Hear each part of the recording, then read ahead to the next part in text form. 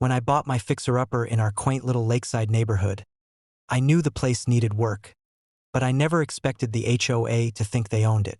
My house was an old craftsman on an acre of land, slightly run down but all mine. It sat on a prime corner lot that backed right up to the water, a beautiful view and plenty of space. For the first year, the HOA mostly left me alone. Then Karen, yes, her real name, became president. She had big plans for beautifying our community, which apparently meant using other people's property however she pleased. One Friday, I came home to find my backyard full of folding chairs, a white tent, and a huge floral arch being hammered into my lawn. Workers were stringing fairy lights from my porch to the old oak tree.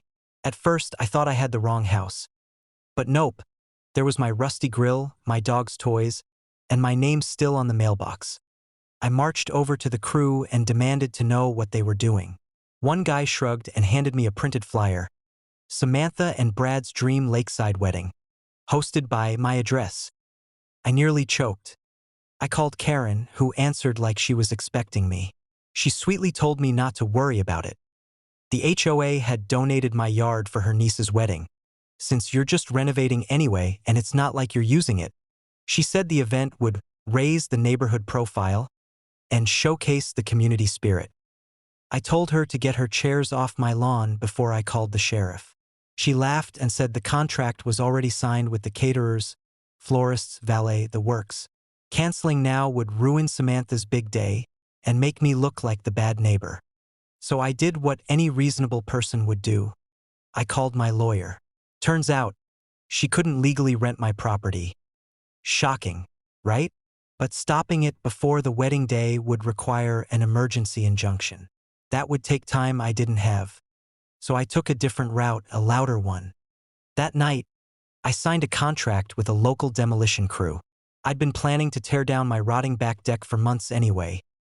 It was unsafe, half collapsed, and needed to go before I rebuilt. The permits were already filed.